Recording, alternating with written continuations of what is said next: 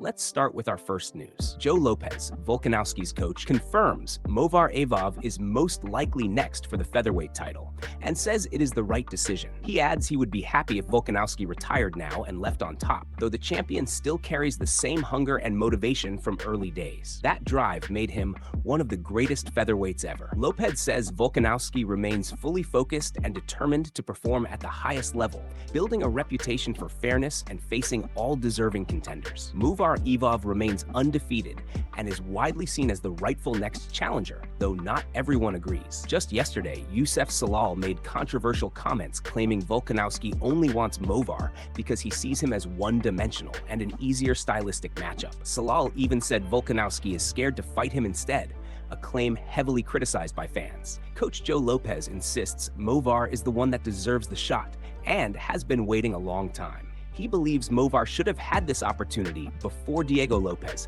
because he has been #1 for a long time. I also believe Movsar is next and should be, noting Volkanovski fought Diego while dealing with a shoulder injury 6 weeks before the fight. He says Volkanovski was at 80%, relying mostly on striking due to the injury. On Arman moving to featherweight, he does not think it is possible for him to drop to 145 pounds. He also mentions Ilia and says Volkanovski would be open to a rematch, likely at. Move on to another news. McGregor versus Holloway. Paddy versus BSD official. Bisping reacts. UFC 329 is shaping up as a monstrous MMA night, with Conor returning against Max Holloway in a long-awaited main event. The card is already generating huge attention before fight week even begins, with fans calling it one of the biggest lineups in recent years. The co-main event features BSD against Paddy Pimblett, a clash between the Frenchman's aggressive, finish-heavy style and Paddy's chaos, pressure, and dangerous submission game. It is being described as one of the most entertaining matchups on the entire card. The event also includes Olympic wrestling standout and Jon Jones protege Gable Stevenson, making his UFC debut at 3-0. He will face Alicia Ellison, who holds a 5-2 record, in a key test of Stevenson's elite wrestling transition into MMA and how his grappling translates inside the cage. Now moving to Bisping's reaction. Paddy versus Benoit Saint-Denis on International Fight Week makes a tremendous amount of sense. Not only are they ranked number 5 and 6, but it also carries the added storyline of France versus England, a rivalry that stretches back centuries, from the 11th century through the 18th century, including the 100 Years' War, the 7 Years' War, and the Napoleonic Wars. The history adds extra tension to the matchup. Bisping jokes that while the rivalry exists, he personally loves going to France and believes MMA fans there are phenomenal. He encourages fans to experience a live event in Paris, saying the atmosphere is incredible and unforgettable. He also highlights Paddy's ability to talk a lot of trash, his strong grappling, and proven durability, especially after his last performance, where he showed heart and toughness. On the other side, BSD, the former French Special Forces fighter, is described as a dangerous and highly skilled finisher who looked outstanding in his previous outing. Bisping believes the matchup brings violence, skill, and entertainment together in perfect balance. He emphasizes that both fighters are improving rapidly and are ready for a huge spotlight fight. Arman Tsarukyan has now confirmed that UFC 329 is expected to finalize final discussions around the featherweight title picture and upcoming matchmaking decisions inside the division. Move on to another news. Arman confirms Khamzat Chimaev plans. Chael Sonnen reacts. Khamzat has dropped the idea of moving up to light heavyweight for the moment and has his focus completely locked on a rematch with Sean Strickland. According to Arman, Khamzat is fully committed to running it back, with his mindset shifted and his motivation even higher after becoming champion. Arman explains that Khamzat is now in a different mental state, fully focused on the rematch, and determined to prove himself once again at the top level of the division. However, the situation on Sean Strickland's side makes everything more complicated. After UFC 328, Strickland shut down the idea of an immediate rematch, saying Khamzat needs to go out and earn it again before getting another shot at the title. On top of that, Strickland's condition after the fight has raised serious concerns. He has been diagnosed with major shoulder injuries and is now under an indefinite suspension from the New Jersey Athletic Commission. Reports confirm he is dealing with a grade 2 AC joint separation, a tear of the upper labrum, and a partial rotator cuff tear, all of which require significant recovery time. With Strickland sidelined, attention now shifts to who Khamzat could realistically face next while the champion recovers. The division is in a state of uncertainty, and matchmaking options are being discussed behind the scenes as fans wait for clarity on the next title direction. Chael Sonnen also weighed in on the situation, breaking down the likelihood of an immediate rematch actually happening. He explained that Khamzat has done everything right, stayed active, and never avoided challenges, even across multiple weight classes. He suggested that Khamzat has earned the right to call in a favor if the opportunity exists, but questioned whether he will remain at middleweight or eventually move up again, calling it a confusing situation overall.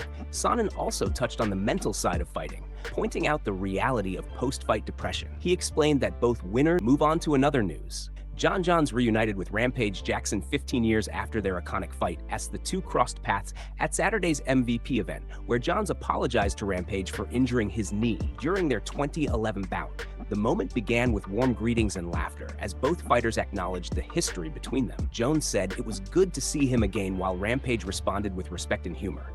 Jones apologized directly, saying, "My bad about your knees." Rampage replied that his knees are still affected from the fight, but emphasized that what happens in the cage stays in the cage. They shared jokes about their rivalry, with Rampage laughing about fans and online comments, while Jones mentioned people trying to twist their history. Both fighters reflected on their past battle as part of a history, acknowledging the intensity of their 2011 encounter. Rampage said it was all good and that they had created great memories from the fight. Jones then shifted to Netorspec, saying he appreciated Rampage and wished him well.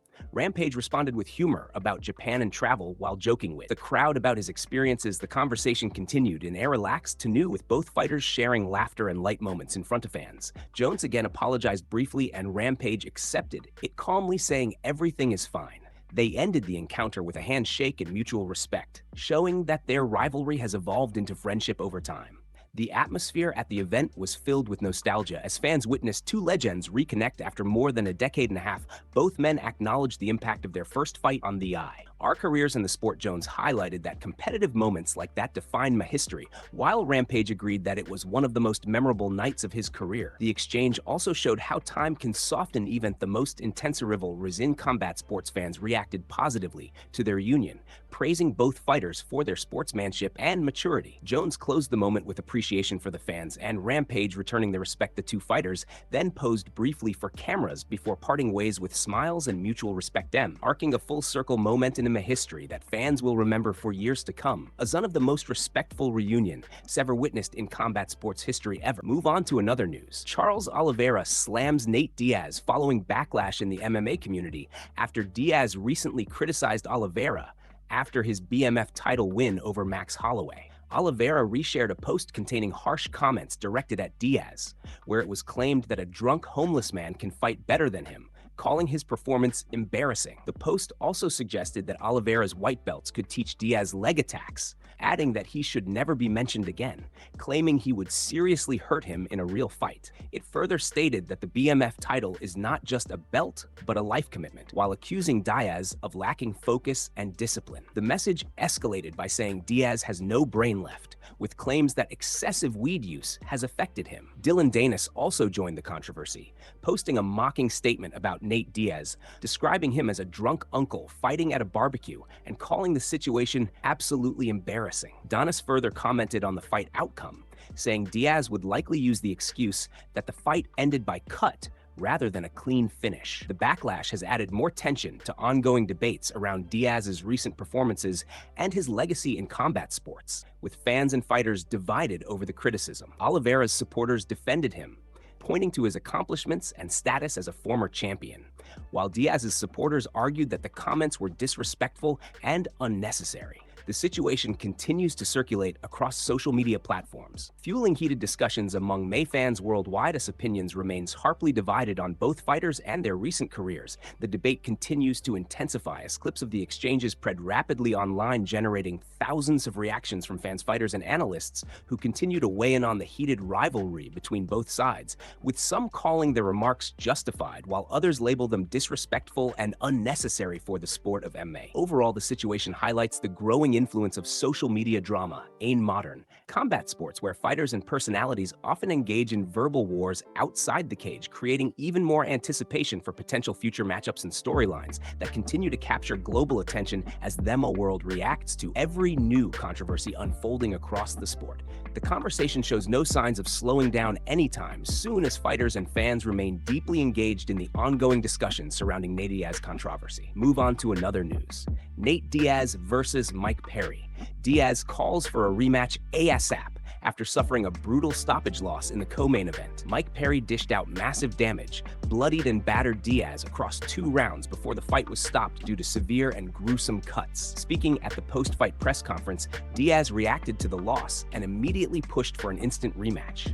Diaz explained that he was frustrated but understood the stoppage, saying his eye was leaking badly and he could barely see. He admitted he did not believe Perry would have done much more damage, but said he was essentially blinded by blood on the right side, which made continuing difficult. Despite the defeat, Diaz insisted he was not fully out of the game and pointed out that he had recently returned to MMA competition after time away. He said that as he got closer to training and fighting again, he realized how hard MMA truly is, describing it as constant hard work and adjustment. Diaz added that his body had begun to calm down and adapt again, saying his conditioning, strength, and movement were starting to come together in rhythm. He emphasized that everything was beginning to fall into place before the fight took place. Diaz continued by saying that he feels ready to fight again, stating that this is just how the sport goes, and that he is prepared to get back in there immediately. He called for another opportunity and made it clear he wants to keep competing without delay. When asked about his future, Diaz confirmed that he wants the rematch with Mike Perry and is open to it happening as soon as possible. He stressed that his focus right now is ASAP, saying he wants to heal up quickly and return to training immediately. Diaz added that he plans to start running again on Monday as part of his recovery and preparation process, signaling his intent to stay active and push for another fight in the near future as quickly as possible. Move on to another news.